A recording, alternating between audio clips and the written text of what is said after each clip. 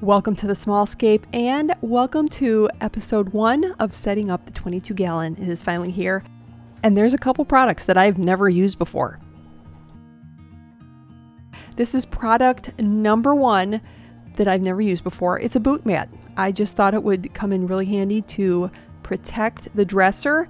I got it off Amazon. It's 55 inches long and my tank is 36 inches long, so there is room on either side to put a bucket, maybe hold some plants, and protect the dresser. It's got that little lip going around the outside too to kind of hold water. And I was so excited to actually pull off the shrink wrap that's been on the tank since Lifegard Aquatics has sent out this tank literally years ago, and we're finally getting to set it up because I knew I wanted it to have a very special place.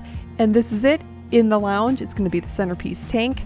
And of course, using glass cleaner from Fritz, I actually do really love this because it's non-toxic to fish. So if you get any overspray into the tank, if you're cleaning up your tank, you don't have to worry about it like regular glass cleaner. But not cleaning it too well because of course I will be messing it up pretty soon here. This real life scaping series, I decided to divide up into several episodes just for ease for me, because there's limited time to get the scaping done. And then I thought it would be very helpful to kind of go into more detail on certain items. This is item number 2 that I've never used before, and I was very excited. It's called egg crate, and I was very curious, how hard is it going to be to cut? Not hard at all. I used gardening shears.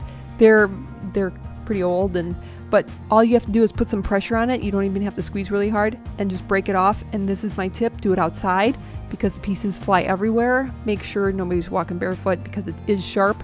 And then I just kind of run it along the outside to clear off the little pieces that are hanging off. But it is sharp. And measure twice, cut once, and measure the inside of the tank, not the outside length of the tank, because otherwise it won't fit, and then you have to go back and cut off a couple of rows.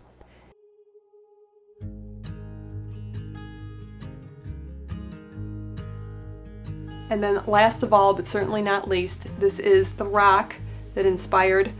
It may have even changed the Scape. I'm not really quite sure. I fell in love with, are you ready? I don't know what to say. It's lava rock. Who knew? I just love, it was this piece that I said, ooh, that's a nice piece. It's got a lot of kind of variation. It's got some browns, some tans. It's also black, obviously. And the other good thing about it, well, there was a piece next to it that seemed to be his best friend, so I took him too. They wanted to go together. I got other pieces as well. But primarily, the thing that struck me when I looked, that's lava rock. I don't usually scape with lava rock. Well, it's very light. It can hold a decent amount of weight. It's a nicely built dresser. But the things that I possibly want to do in the future with the Scape, I definitely wanted as light as possible. So this is I think a good possible solution, and it'll just be fun to scape with something different. I couldn't really decide before between, say, Rio and Dragonstone because it's very kind of sharp, and then the river stone I really like. I love river rock because it's very smooth. This is in between. Oh, and here is the art print that I've been talking about.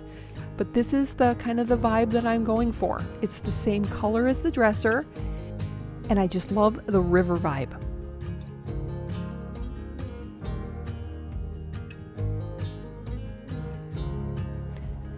It's time to get to scaping, and this time with the egg crate down, I'm actually putting the rocks down first instead of the sand. I typically put the sand down first, and sometimes it doesn't work out so well.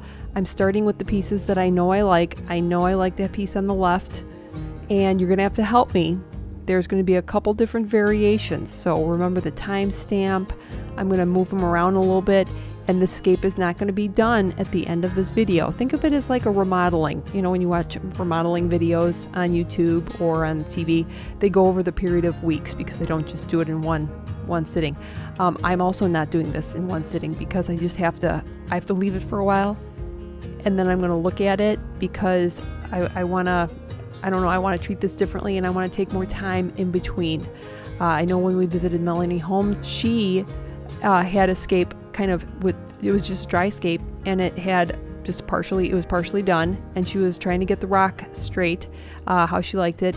And I really wanted to do it that way, to just leave more time in between and not rush. But the first question would be, which side should be higher? The left side or the right side? Does it matter? Like, does the picture infer what side would be higher? I don't know. And also what looks better, because you don't typically want both sides, the left and the right, to be the exact same height. One should be higher, one should be lower, just for it, it's just going to look a whole lot better.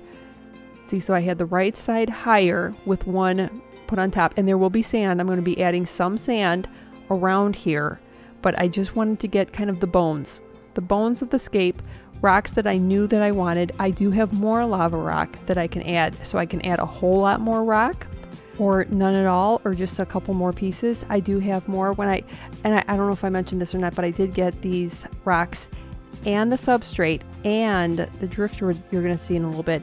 I got everything at Zookside when I was there this weekend. Super fun, but they always have such a beautiful selection of supplies. I was there for quite some time trying to decide on the materials to use, but beautiful selection, always fun to go there. And like I said, the scape is not complete. This is kind of a starting point to see how I like it. I'm going to let it sit for a couple days and just kind of see what I like. But there are more materials that I will be adding in here, and probably more sand as well to kind of slope it up towards the back. Well, I want to thank you so much for watching and giving me your thoughts. Here's a little preview of some of the samples of materials that I will be adding for next week's video.